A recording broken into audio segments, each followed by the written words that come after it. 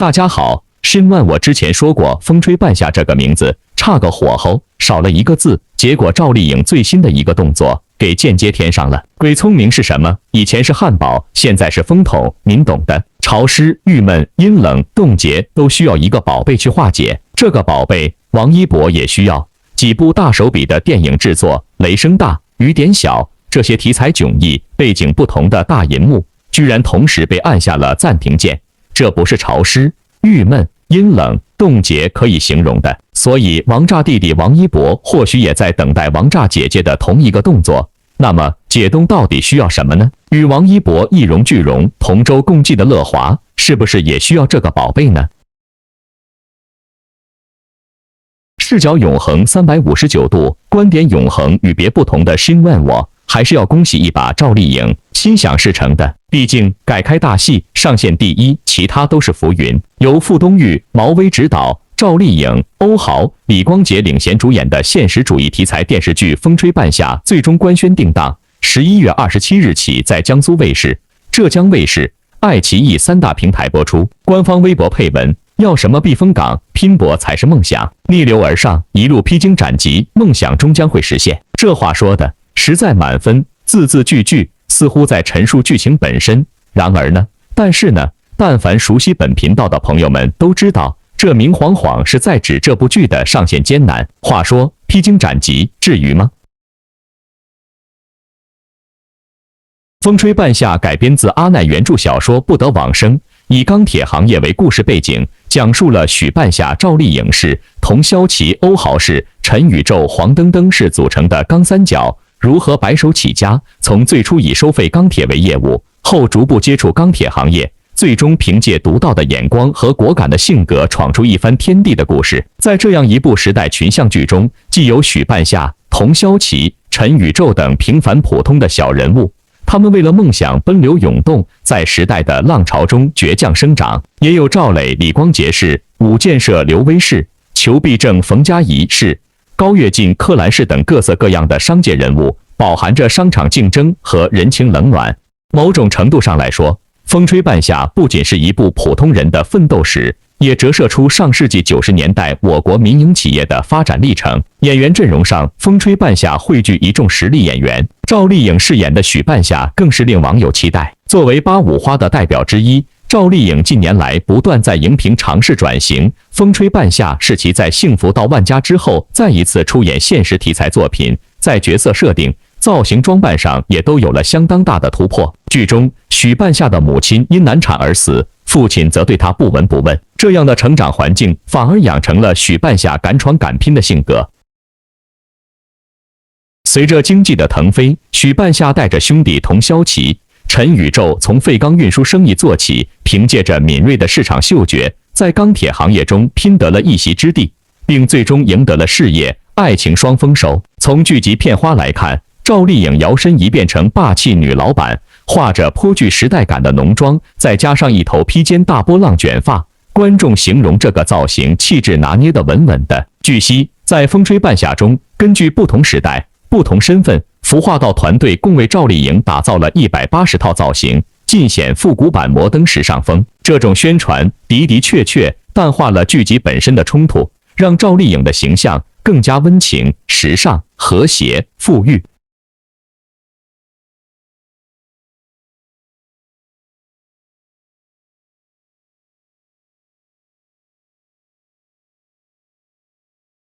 说到这，您还记得热烈的预告吗？当时的主题是什么呢？为什么它无法搭上这届的热风呢？由大鹏导演、黄渤和王一博主演，陈芷溪担任首席制片人的电影《热烈》曝光预告之后，网络好评不绝于耳。一个是极度渴望舞蹈的年轻少年陈硕，随着头转，卡点动感不断加速，面对山呼海啸的观众大喊大叫，交织出令人热烈追梦画卷。在短短15秒内，两个人你来我往之间，立即点燃了我们要去勇敢追求梦想的热烈。申万我虽然对大鹏的影片不太感冒，因为导演的表现欲大于创作欲的话，结果可想而知。然而这部片子还是讨巧的，那就是少年热烈追求梦想，定当全力以赴。申万我还是蛮欣赏这种到肉的切题手段的。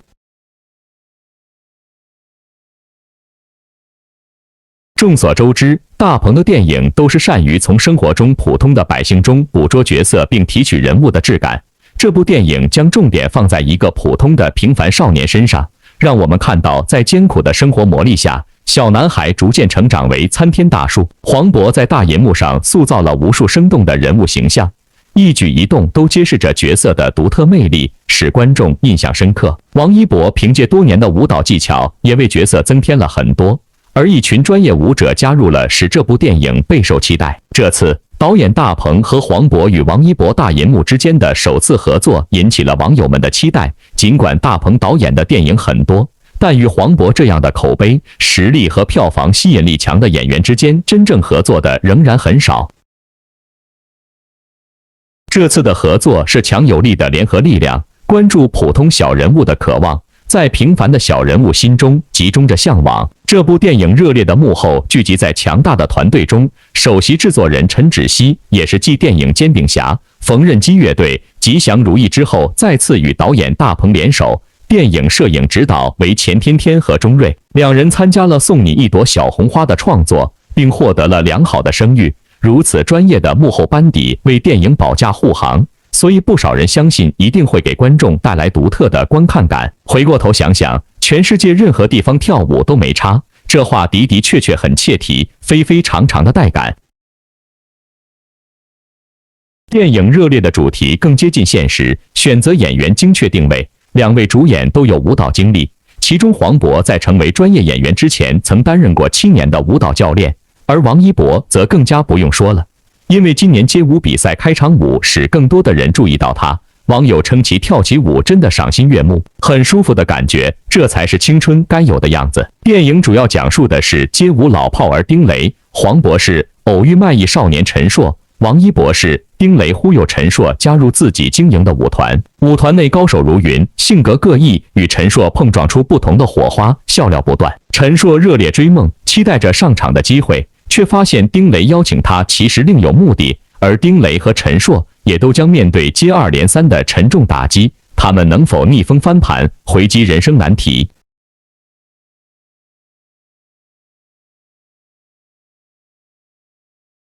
像这样重现小人物真实生活和情感的故事，已经被大鹏转移到银幕上。他所指导的缝纫机乐队、吉祥如意等影片都反映出他们的生活中，在新鲜的电影画风下，他的影子逆向地倒立了天空，冲破云霄，充满生命力的画面使人们不禁对这部电影背后的故事进行遐想。他们的内心热情、滚烫、赤诚和勇敢地随着音乐节奏而幻化为精彩的舞蹈步伐。他们一步步奔向梦想中的体育场。像这样重现小人物的真实生活和情感的故事，大鹏导演已经不止一次地将其放在银幕上。他执导的电影并不难反映出他的关注。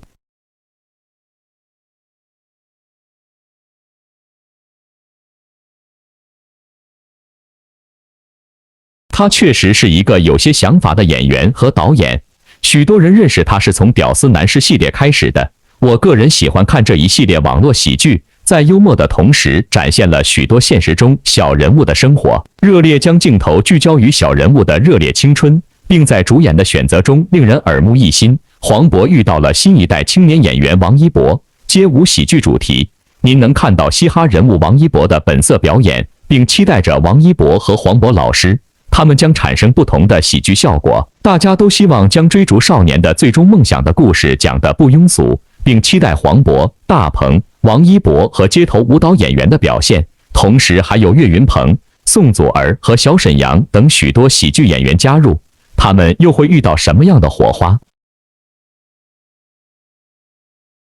热烈的宣传还是点题的，那就是热烈的不是我们，是青春。在发布概念海报中，你可以看到电影的热情生命力。在这个模糊的背景下，这部名片热烈的2字似乎更具影响力，这似乎凝聚着无数个国籍无名的但色彩不减的青春。世界上只有一种真正的英雄主义，在认识生活的真相后，他们仍然热爱生活。尽管这些处于社会边角的小人物一次又一次地遭受了生活重创，但他们也有充满温度热烈的生活，悲惨的生活也可以被聚光灯照亮。无聊的生活还可以在热闹中快乐。相信通过这部电影，每个观众都会感受到他们对生活、对青春的热爱。青春易逝，热爱不改，相信赤子之心的王一博，10年后归来依旧是少年。这就像10年前的赵丽颖，也想不到自己的形象依旧是少女。虽然持续转型中，申万我说过，赵丽颖最新的海报远看真的有些小太阳的感觉。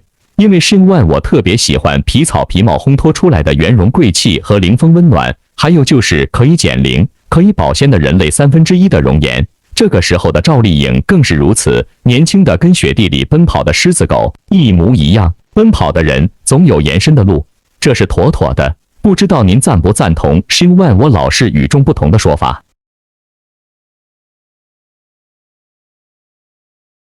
现在赵丽颖的新剧来了，从万家村开民宿到打拼钢铁行业，赵丽颖这次要再当女老板了。新剧《风吹半夏》是由赵丽颖、欧豪、李光洁领衔主演，刘威、柯蓝、任重、冯佳怡等主演的现实主义题材电视剧。这部剧改编自阿奈原著小说，以钢铁行业为故事背景，讲述了以许半夏、赵丽颖视为代表的有志青年在改革开放的大潮中积极探索、不断创新的故事。将于11月27日起登陆江苏卫视。从目前视频网站预约人数超过90万来看，这部剧也是未播先火，备受期待。近年来，影视行业掀起了一股文学作品改编成影视作品的热潮，在 IP 改编风中，作家阿奈的作品很具代表性。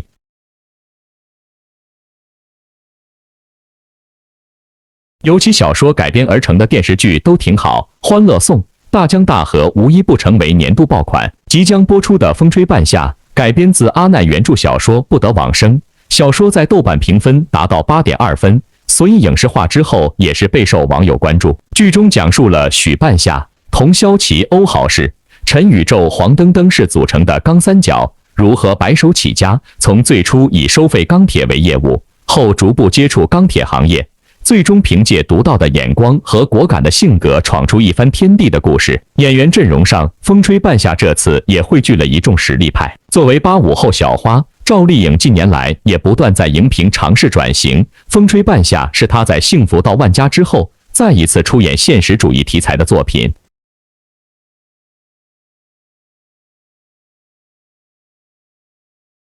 在角色设定、造型、装扮上都有了相当大程度的突破。剧中，许半夏的母亲因难产而死，父亲则对她不闻不问。这样的成长环境反而养成了许半夏敢闯敢拼的性格。随着经济的腾飞，许半夏带着兄弟童潇齐、陈宇宙从废钢运输生意做起，凭借着敏锐的市场嗅觉，在男人占据主导地位的钢铁行业中拼得了一席之地，并最终赢得了事业、爱情双丰收。而在剧中，赵丽颖也将一改甜美少女风，摇身一变蜕变成霸气女老板。不管是颇具时代感的浓妆，还是披肩大波浪，都颠覆了以往荧屏形象。大象新闻记者也了解到，这次在《风吹半夏》中，根据不同时代、不同身份，服化道团队为赵丽颖打造了180套造型，尽显复古版摩登时尚风。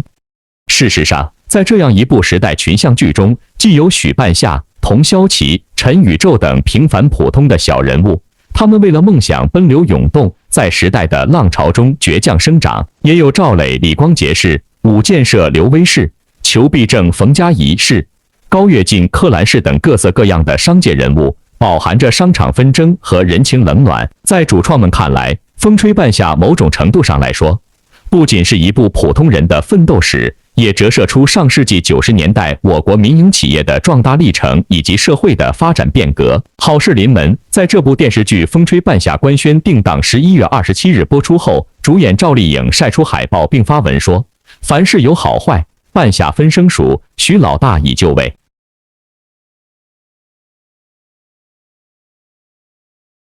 赵丽颖晒出的海报里，许半夏一头浓密蓬松的黑色卷发，搭配烈焰红唇，复古感十足。在最新公开的预告里，赵丽颖霸气十足，扇欧豪巴掌，场面震撼，犹如幸福到万家的开场一幕。xin问我这个说法，您认同不？因此，网友们纷纷表达惊叹。有兴趣的您，同样欢迎在短视频区观看精彩的眼神杀炸裂的一幕，还有赵丽颖豪饮杯中酒，李光洁惊讶的表情引爆笑。看得出来，酒桌上的许半夏霸气十足。更有网友找出赵丽颖此前在剧里的打戏，调侃道：“赵丽颖每部戏里都武力值爆表啊！”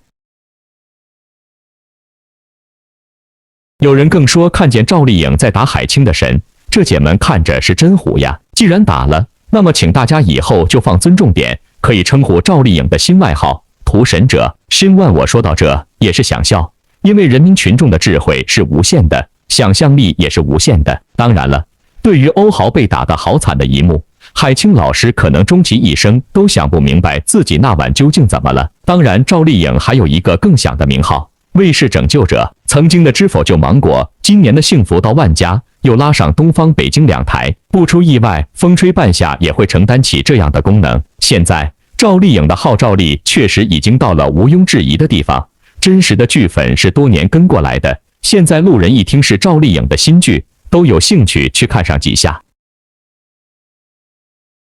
举个例子，像《幸福到万家》这种农村题材的剧，不少城市人以前压根不会想着去看。但是呢，有人只是因为赵丽颖在我选择看一下，结果还真被剧情吸引了，连带的还迷上了几个配角。这难道不是赵丽颖效应吗？归根结底，还是赵丽颖愿意放下明星的身份和光环，一直打磨自己，给了以很多种可能性。有些人演技看着不错，但是模式化太严重，职业生涯几十年，任何角色出来都一个味，别说没有粉丝，就连路人都嫌弃吧。但是赵丽颖是思考过这个问题的，所以她老早就抛弃掉自己甜妹的身份，她无非认真的演戏，慎重的挑剧本。很多人说她没天赋，这拍一部火一部，难道不比所谓的天赋重要吗？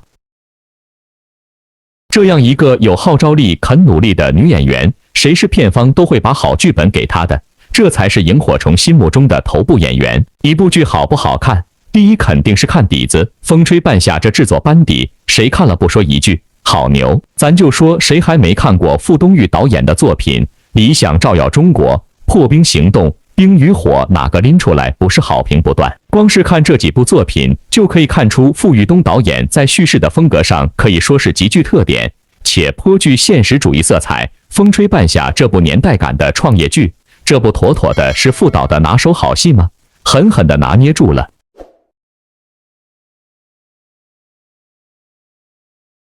然后就是这部剧是根据阿奈的《不得往生》改编的。要知道，之前改编阿奈小说的《欢乐颂》和《大江大河》一经播出就备受好评，无论是都市还是创业题材，阿奈都能写入人心，想必风吹半夏肯定也不差。再看看这剧的主创阵容，演技派加老戏骨，每一个都是申万我的心头所爱。赵丽颖、欧豪、李光洁、黄登登等实力派演员演技浑然天成，情绪渲染十分到位。刘威、王劲松、柯蓝、冯佳怡等老戏骨对戏行云流水，眼神里全是戏。小花孙谦的演技也十分在线，光是看预告就能感受到演员们飙戏的畅快感，举手投足之间就将90年代奋斗者创业的沉浮之感传递了出来，每一帧都值得反复品鉴。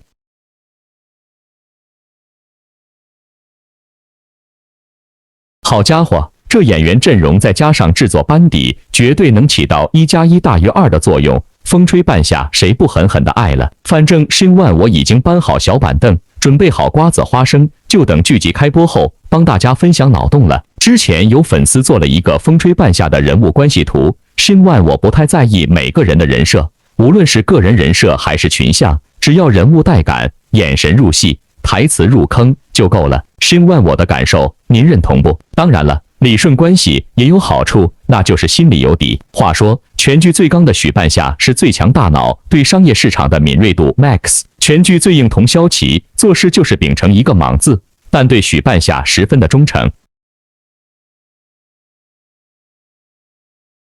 全剧最累陈宇宙是最强后盾，也是最靠谱的存在。据说后面也是泪点满满，大家记得准备好纸巾。有人出脑力，有人出体力，有人来兜底，这不就是最强的创业组合吗？说真的，钢三角在山坡上眺望滩涂，展望未来的时候，真的能深刻的体会到这个组合的凝聚力与真挚感，太想看到他们一起共同闯出一番天地了。当然，剧中还有很多有意思的人设，重点点名这几个商界大哥们。全剧最稳的商界预言家赵磊，儒雅的外表底下有着经商的特质。全剧最割的武建设，在固执和仗义之间反复横跳。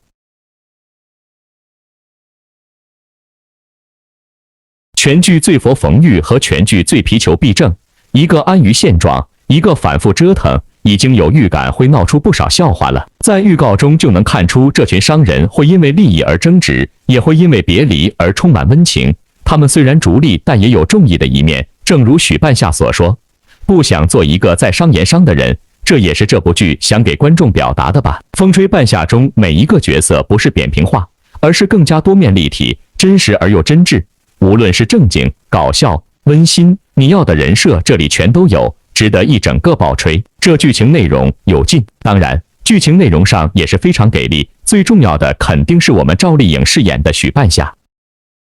自小就带着一身傲骨，敢闯敢拼，从收破烂到成为钢铁行业女大佬，她就像一棵的小草，在贫瘠的土地上闯出自己的天地。这种坚韧拼搏的闯劲儿，真的很像翻版董明珠。行业女大佬的设定真的太带感了，而且她不仅一个人搞事业，还带着兄同萧齐、陈宇宙共同奋斗，实现自己的理想目标，是不是有超热血那味儿了？除此之外，有人和申万我一样觉得风吹半夏有着似爽非爽既视感吗？他爽在许半夏最终收获了爱情和事业，不那么爽在是需要通过努力与闯劲儿克服一道道困难才能实现爽的结果。两种反差感交织在一起，让这部剧更加的具有代入感。正如定档预告中讲述的那样，风吹半夏是一支生意场上的交响曲，两个不同时代的更迭，三个相依为命的同跑者，一群野蛮生长的时代缩影，同样也是一群拼命生存的人。相信看完剧集的年轻人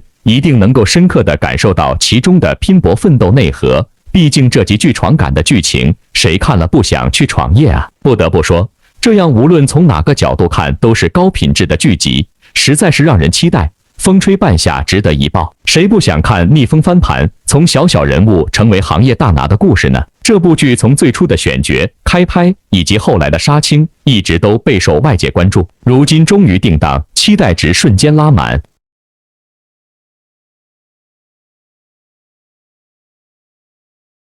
风吹半夏之所以有如此高的关注度，与各位主演密不可分。该剧由实力演技派赵丽颖、欧豪、李光洁领衔主演，还有老戏骨刘威以及演技派柯蓝、任重等加盟，新生代演员孙谦等也是备受期待。看到这样的阵容，试问有几个人会不期待呢？在官微发文官宣定档后，各大主演纷纷发布动态为该剧打 call。李光洁、欧豪、刘威、孙谦等都相继上线安利新剧，看得出来，大家对这部剧都十分看重。相信粉丝们也是期待不已。这种粉丝的期待，摩托姐姐依旧在等待。因为各方面的确无法下场，也无法给力。因为社会主义大家庭，螺丝钉别想做轴承。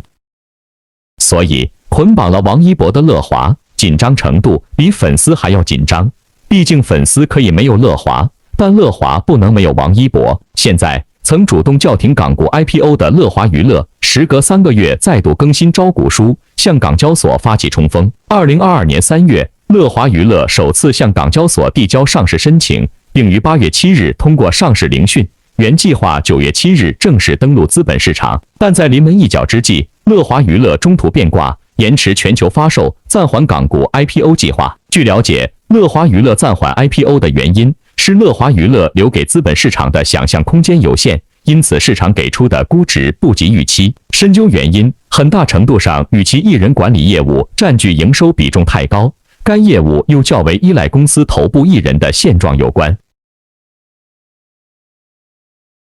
招股书显示，乐华娱乐2019到2021年营收累计超28亿元，其中超90%来自艺人管理，且高度依赖头部艺人王一博。此前，王一博与乐华的签约10年，到期后续签了4年至2026年，也就是说，乐华娱乐还能安稳4年。在此背景之下，如何降低业务单一化风险，开启市场与业务多元化，摆脱对单一艺人的过度依赖问题，是乐华娱乐最首要、最具挑战的难题。2009年，杜华创办乐华娱乐集团，旗下有王一博、韩庚、孟美岐、范丞丞等时下热门艺人。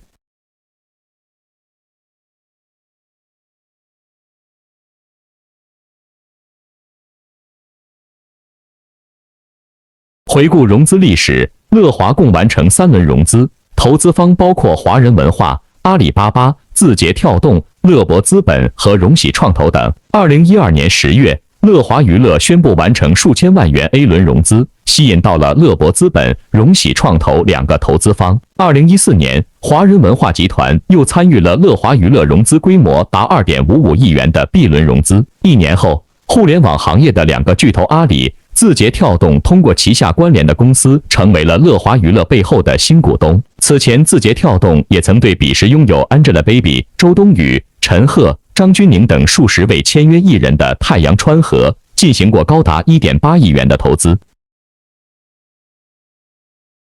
在招股阶段，乐华娱乐还引入了猫眼等作为基石投资者。根据招股书介绍，嘉实资本、嘉实基金、蓝色光标 SZ、300058和猫眼娱乐 HK、01896分别认购乐华娱乐 1.567亿港元、8000万港元、3920万港元的发售股份。招股书显示 ，IPO 前乐华娱乐执行董事、董事长兼首席执行官杜华持有公司 50.18% 的股份。其配偶孙一丁持股 3.31%， 乐华娱乐的元老级艺人韩庚持股 2.35%， 阿里旗下的浙江东阳阿里巴巴影业通过 Interform Construction 持股 14.25%， 华人文化通过 CMC Sports Investment Limited 持股 14.25%， 字节旗下的北京量子跃动科技通过 Afflatus 持股 4.74%。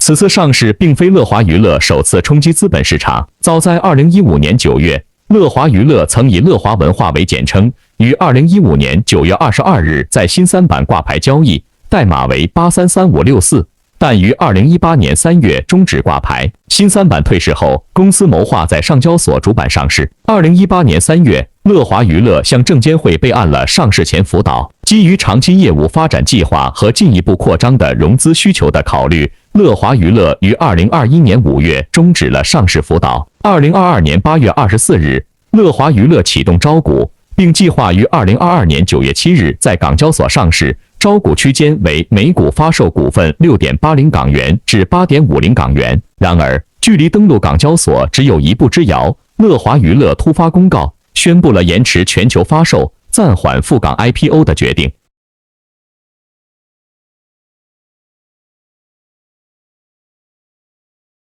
乐华娱乐解释称，面对国际地缘政治、全球性通货膨胀、反噬经济及疫情多发散发等因素影响，资本市场持续低迷，加之恒指持续下挫，新股大量破发。乐华娱乐经过慎重考虑，决定暂缓本次港股的 IPO。同时，乐华娱乐还表示，该决定得到了包括字节、阿里等原始股东的支持，后续安排是市场情况确定。据披露，乐华娱乐曾在 IPO 前突击分红。2020年10月，其子公司乐华有限公司向其当时股东分派股息2亿元。2022年3月，即乐华娱乐提交招股书之前，再度分派股息约4亿元。近2年来，乐华娱乐分派股息约6亿元。然而，2019到2021年间，乐华娱乐累计实现净利润 7.46 亿元，可见分红力度之大。IPO 前，乐华娱乐创始人兼董事长杜华为第一大股东，持股 50.18%。在乐华娱乐分派股息的6亿元中，杜华拿走了近3亿元。因此，王一博依赖症难解。乐华娱乐的主营业务包括艺人管理、音乐、IP 制作及运营、泛娱乐业务3大板块。2019年至2021年，乐华娱乐营收分别为 6.31 亿元、9.22亿元、12.9亿元，复合年增长率达 43%。期内利润分别为 1.19 亿元、2.92亿元、3.36亿元，复合年增长率达 67.6%。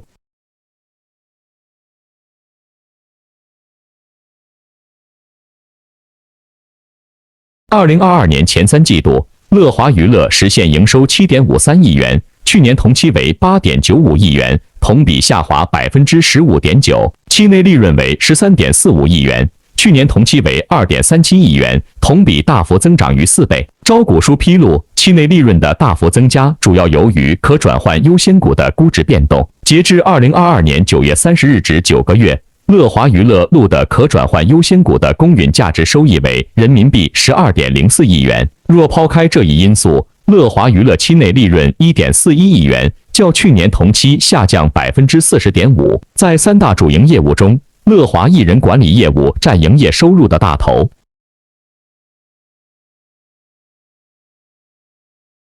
2019到2021年，乐华艺人管理业务收入分别为5.3亿元、8.08亿元和11.75亿元，占同期总收入的84%、87.7%、91%。2019到2022年前9个月，乐华前10名艺人应占收入分别占同期总收入的74.8%、83%、85.6%及87.2%。其中，排名第一艺人王一博应占收入分别占同期总收入的16.8%、36.7%、49.5%及58.8%。乐华娱乐与艺人签订的合同大多在5年至15年不等。乐华娱乐与王一博签订的艺人管理合同自2014年10月开始，原本将于今年10月结束，双方续期后将于2026年10月结束。一旦王一博决定不再同乐华娱乐续约，乐华娱乐将面临巨大的压力。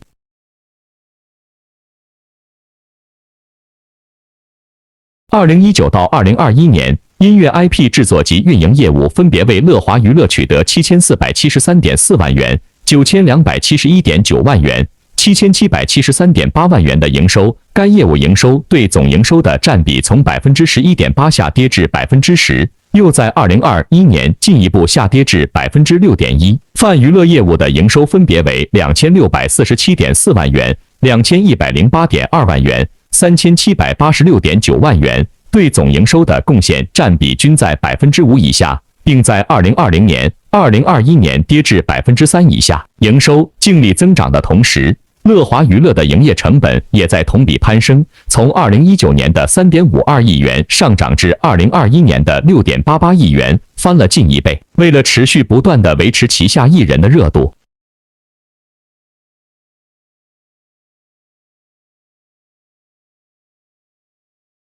，2019年、2020年，乐华娱乐在艺人宣传方面投入的成本逐渐加大，分别为3409.1万元、4389万元。到了2021年，这项成本直接攀升至7343.6万元。毛利方面，2022年前3季度，乐华娱乐录得毛利3亿元，毛利率40%；去年同期毛利为4.28亿元，毛利率为47.8%。2019到2021年，乐华娱乐的毛利率分别为44.3%、53.5%、46.6%。今年前3季度毛利率下降与艺人管理、音乐 IP 制作及运营业务毛利率下降有关。其中，艺人管理业务毛利率由去年同期的46.5%下降至40.1%，主要由于产生了以权益结算的股份支付，以及若干名艺人的收入分成比率提高。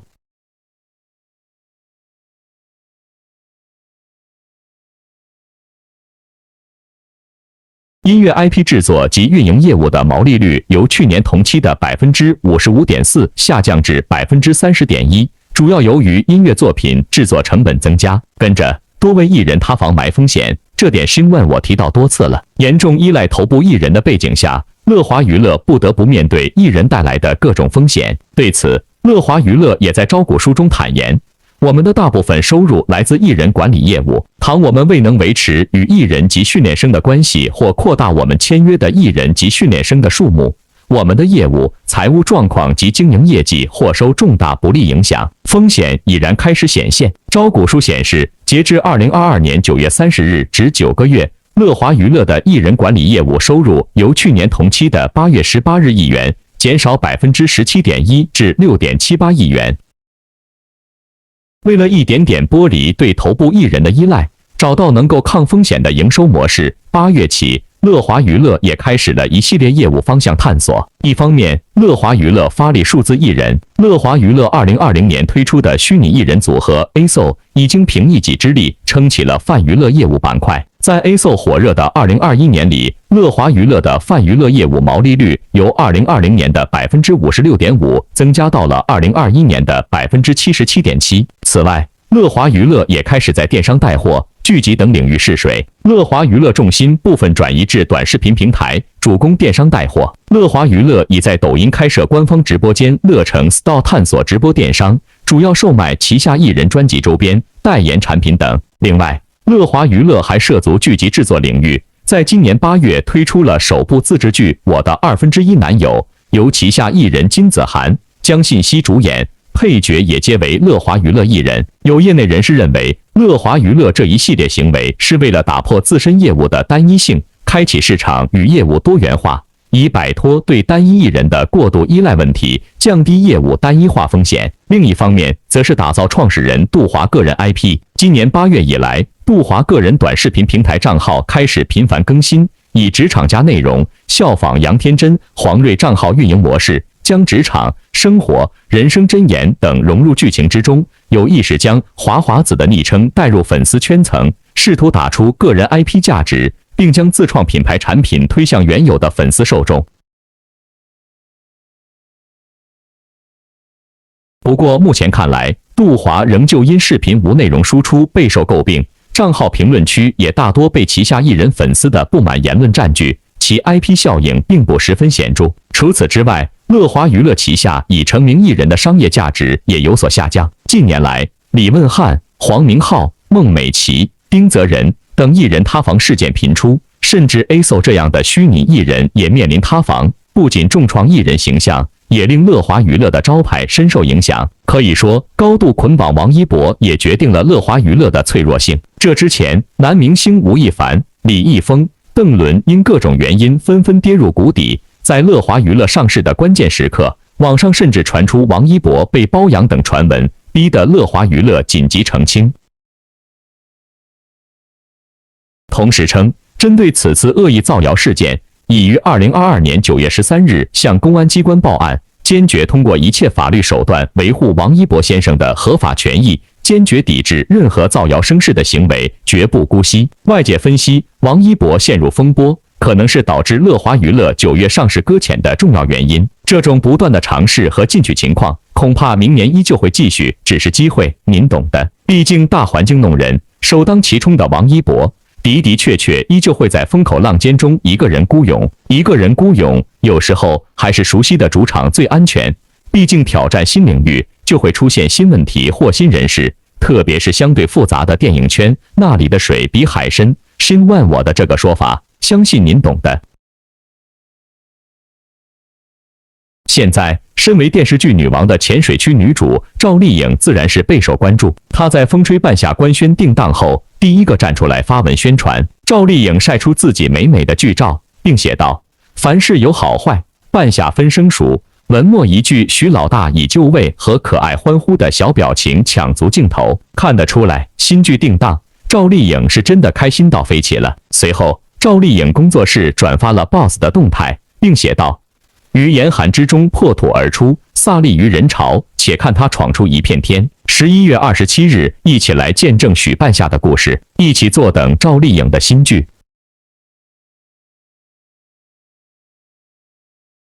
而看到赵丽颖的新剧定档后，粉丝们都激动不已，齐齐现身评论区留言为其打 call。说起来，近几年赵丽颖的作品真是一个比一个优秀。之前的《幸福到万家》里，她的演技给足大家惊喜，一点不浮夸，真实不做作，备受称赞。而在《风吹半夏》里，赵丽颖再度突破自我，许老板的人设让她霸气的不得了。从之前曝光的剧照看，赵丽颖的许半夏确实与之前饰演的角色都不一样，无论是妆容还是气质，都让人眼前一亮。真是迫不及待的想看成片了，有木有？值得一提的是，赵丽颖在拍摄《风吹半夏》时还引起了不小的热议。在该剧开拍前，网上就盛传赵丽颖为了这部剧增肥，之后公开亮相，大家也发现赵丽颖确实比之前要圆润一点。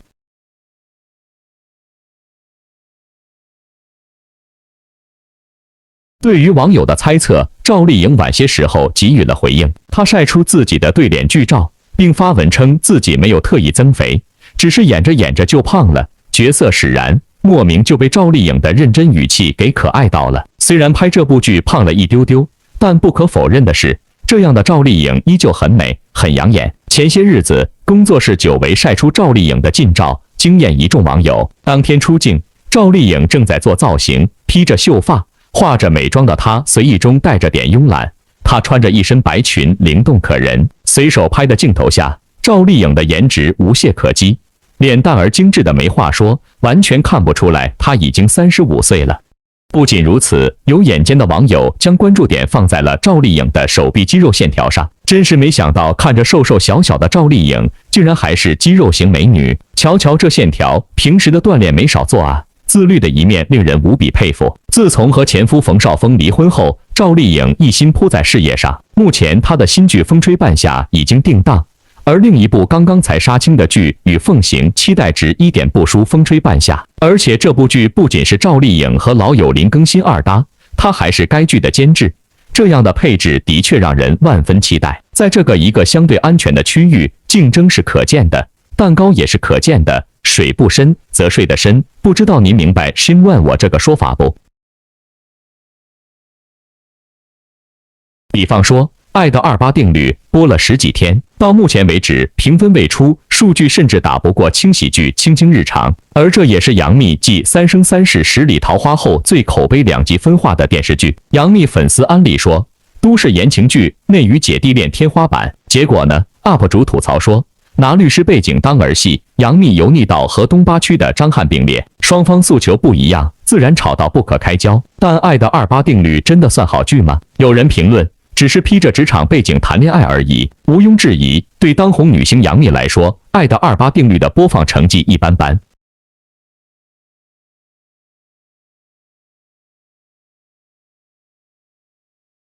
同时，因为作品，大众对她的未来有了更多的担忧，至今没有拿得出手的口碑佳作，她的形体被质疑，演技被质疑，这并非杨幂的至暗时刻，因为她从走红起就活在话题中心，有流量有热度。可作为当打8-5花之一，杨幂大概没想到，后起之秀赵丽颖已经完成了华丽转身。这2位长相相似、同为于正捧红的女演员，一直在被比较，甚至有好事的网友们还剪辑了 CP 像视频，故意说这造化弄人，世事变迁，我的对手始终是你。与此同时，也向网友抛出一个疑问：为什么同为8-5花，赵丽颖已经转型成功，而杨幂还在偶像剧打转？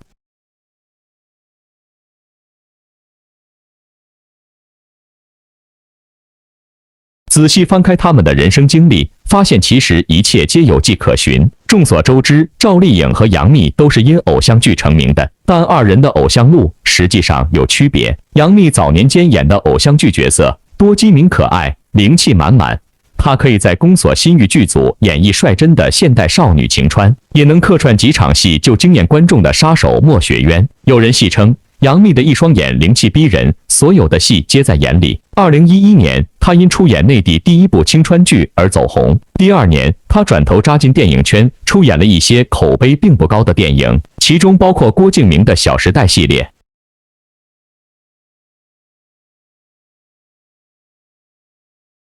戏烂人美，张艺谋评价：从导演功课的角度来说还不错，但肯定会被认为是炫富，有价值观问题。而到2014年，《古剑奇谭》又让杨幂打了一次翻身仗，捧红了男主，带红了密军团高伟光、迪丽热巴等新人，站稳了当红的女星位置后，她也尝试转型，比如《我是证人》里的盲女形象，但转头她又拍了《假职场》《真恋爱的亲爱的翻译官》，不止演技复制粘贴，整个人的仪态也变差了，长脖子前倾。你也许没看过杨幂的多少剧，但总能看见她捂嘴、抿嘴的表情。家型开张后，她又努力辗转在各大片场，基本上全年无休。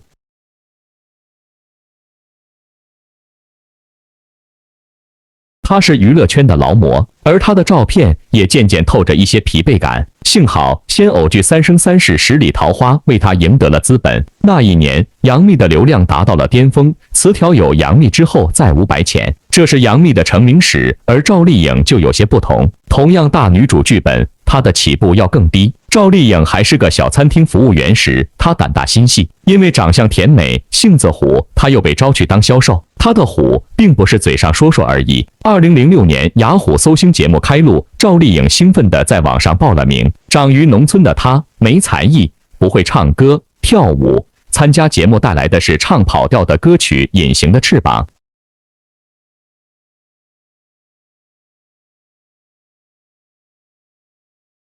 当时的赵丽颖初生牛犊不怕虎，虎里虎气，台下观众都忍不住为她捏一把汗，她却脸不红心不跳。评委之一的冯小刚慧眼识人，这小丫头身上有一股愣劲，吸引人。不过评价归评价，拿到冠军后的赵丽颖并没有得到力捧，反而成了娱乐圈的路人甲，这跟杨幂形成鲜明对比。一个选秀入行，无学历，无表演经历；一个却是童星出身，北电毕业；一个出道演丫鬟，龙套打了7年酱油；一个已经年少签约李少红，轻松拿到央视大剧《王昭君》的女1号；一个时刻被贬低，说圆脸演不了主角，没灵气，没眼缘。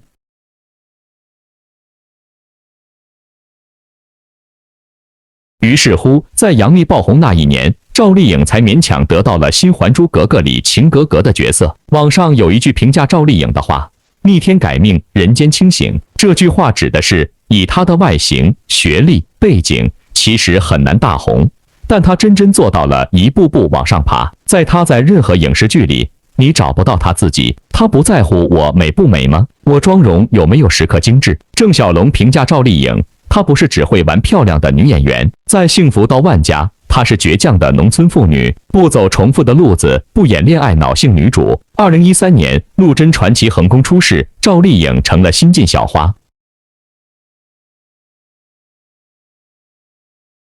当年黑心网友花式黑她，上快本被骂，和陈晓合作炒 CP， 她也被骂，千万路人嘲讽，甚至有个话题词：赵丽颖滚出娱乐圈。结果她统统不回应，没人知道赵丽颖的心路历程，只知道她用作品打了网友的脸。花千骨开女性视角仙侠剧先河，楚乔传后内娱影视圈迎来女将军热潮。她说：“我希望女性不要拘泥于小情小爱，应该更关注自己的事业。”反观别的明星，被黑2句可能幽默自黑，让网友无处可黑，又或是短暂退圈度假散心。赵丽颖不会，她的心思在演戏上。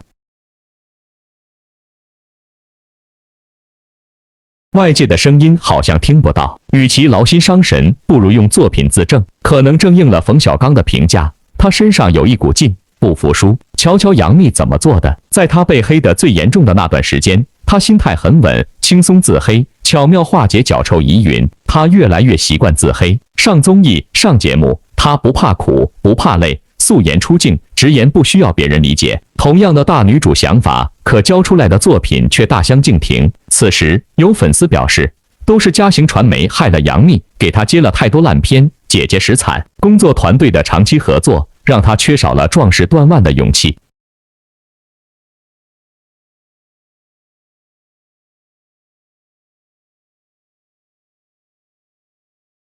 而赵丽颖则清醒许多，于正想签约，她不同意。走红后前后换了2位经纪人，甚至迁入李冰冰旗下公司后，她待了2年，依旧选择离开。她渐渐了解明确自己的职业规划，演戏演一辈子的戏。当一个人有了目标后，那他的努力便更有动力。知否应是绿肥红瘦，一改古偶戏路，有了松弛感。那之后，赵丽颖越来越稳，流言蜚语伤不了她的心，婚姻家庭影响不了她前进的脚步。没学过表演，台词有口音，但没关系，她尽力改善，一遍遍请教老前辈。产后精力不够，越来越疲，那便使劲健身，把自己练出精气神来。野蛮生长拍摄花絮里，赵丽颖和王劲松对戏一变过，没有输掉的气场，只是眼里抹不掉的倔强。后来此剧改名为《风吹半夏》，预告一出，网友看完发文：赵姐永远让我惊喜，她真的用行动证明，圆脸可以演任何角色。有可爱无公害的薛珊珊，有徒手撕狼的楚乔，有站在那里气场2.8米的女企业家。赵丽颖主动离开了舒适圈，也走出了女演员无学历、无背景、无资本的困局，永远爱角色胜过爱自己。这样的赵丽颖足够励志，足够成为85花第一。因为她说过：“别让我抓住机会，一旦有，我一定拼命抓住。”值得一提的是，这次赵丽颖微博营业为新剧《风吹半夏》打气宣传，特地还直接拿了个风筒直吹自己的脑袋，多一个字不多，少一个字不少，千言万语都是鬼聪明。有时候一个开心，只需一把风筒，风筒吹半下，大风起飞扬。申万我说了，能出发就好，别的都在申万我频道。此时此刻的赵丽颖，这颜值没话说啊！一袭黑纱裙，性感又靓丽，对比寄生鱼和声量的杨幂，赵丽颖的可塑性明显已经进阶了。不说演技，单单一张可圆可方的回春小脸就能轻易地带人入戏。而杨幂的骨相不知为何开始直逼纸片人的节奏，第一眼就能把人退回票，领出戏。申万我之前常说身材管理，这个身材也包括能够堆满表情的咸甜生动的脸，不知道您有没有同感？